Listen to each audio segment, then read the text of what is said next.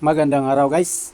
Meron kaming gagawin dito guys na sa CR, yung shower enclosure pero fix lang. Unahin lang namin yung fix, yung door sa sunod na lang. Bali una lang namin yung fix na yan. No. Yung ano lang gamit namin diyan, yung ordinary na 1/2. Pero naka na siya, naka machine polish. Ginagamitan namin yan ng guys, yung glass clip tapos yung kilid, yung channel kasi hindi pantay yung tiles, kaya mahirap maglagay ng glass clip. Kaya ang apat sana na glass clip ang plano, kaso lang alanganin maglagay ng glass clip sa wall, kaya doon lang sa baba dyan, yung dalawa na yan ipapatong kasi yan guys. Ayan, pinatong na nila guys ang glass. Ordinary lang yan pero naka machine polish. Ayan guys, nalagay na nila. Iharang na yan para pag nagligo sila hindi tatalsik ang tubig doon sa uh, iniduro or toilet bowl. Yan guys, sila lang muna ang gumawa guys, kaya masikip na. Yun lang naman ang gagawin namin kasi yung mga bintana tapos na namin na trabaho, kaya yan na lang natira, yung fixed glass at saka yung mirror sa sink. Yan guys, na-align na nila.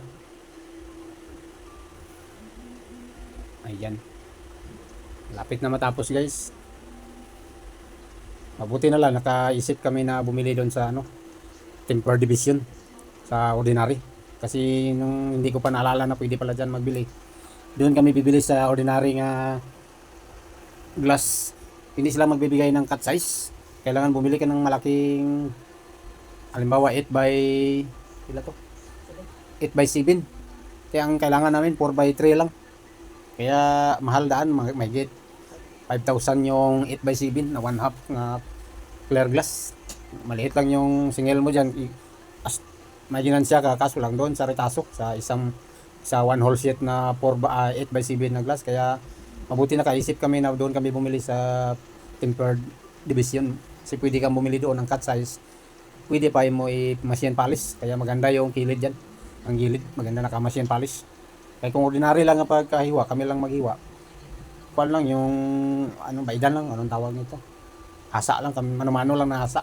Yung doon sa tempered division sa supplier namin, may machine sila, kaya maganda ang niya, resulta. Pantay ang pagka sa gilid, pagkahasa. Ayan guys, inigpitan na nila. Yung baba lang ang ginamitan namin ng glass clip, tapos yung gilid yung channel. Pero dyan lagyan pa rin namin ng yung channel kasi yung glass clip nakaangat, yung glass lulusot pa rin sa ilalim yung talsik ng tubig, kaya lagyan namin yan ng yung channel para lang harang sa yung tubig. Kasi yung glass clip kasi hindi siya mataas yung clearance niya, kaya ayan mataas, yung mga 1/2, kailangan harangan mo pa ng yung channel.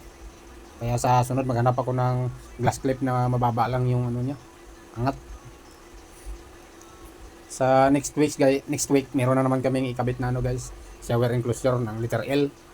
Bali tatlo lang ka glass, yung dalawang fix at saka isang swing door. Puro yan tempered guys, pati yung mga accessories niya, mga patch fitting.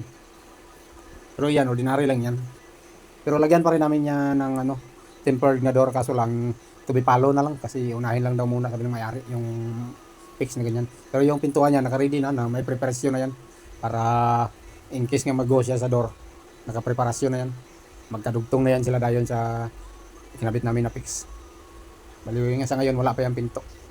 May pintuan na yan doon sa labas, sa may door yan, pero dito sa gilid. Pero yung pintuan na ikakabit namin sa sunod, pintuan para pupunta ka dyan sa shower. Pagpasok mo kasi sa main door dyan, ang mabungadan mo yung iniduro or toilet bowl, tapos sunod yan yung shower enclosure. Ayan, 1/2 yan ginagamit namin, tapos naka machine polish. Yan guys, malapit na matapos, isisilan na lang yan dahil yan. Hindi na ako tumulong kasi masikip, tatlo na sila, kaya doon na lang ako sa labas. Ayan guys, nagsisilant na guys. Yung gumagawa pala yan guys, yung anak ko na dalawa at saka yung pinsan ko. Doon na ako sa labas kasi masikip na. Yan guys, inalayan pa nila ng maayos. Tinuturuan ko yung mga anak ko na dalawa para matuto. Ayan. Malapit na sila matapos. Yung isa guys, yung mawak ng ano, sucker, yung glass sucker, yung ano ko, yung isa naman yung naka-blue. Yan yung anak ko naman. Para matuto sila magtrabaho.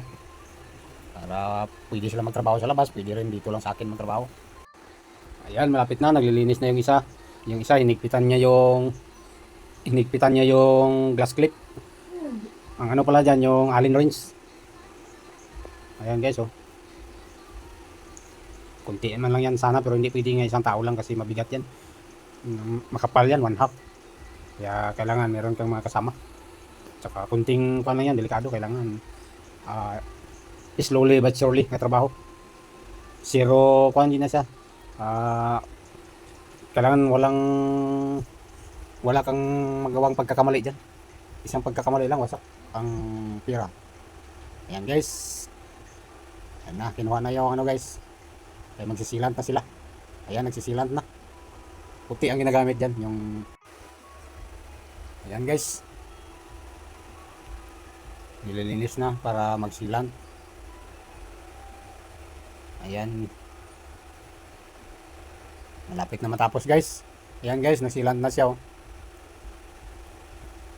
Iba liligpit ng gamit. Ayan, malapit na. Okay guys, thank you for watching. Please follow, like, and share guys para sa sunod naman nga video. Thank you.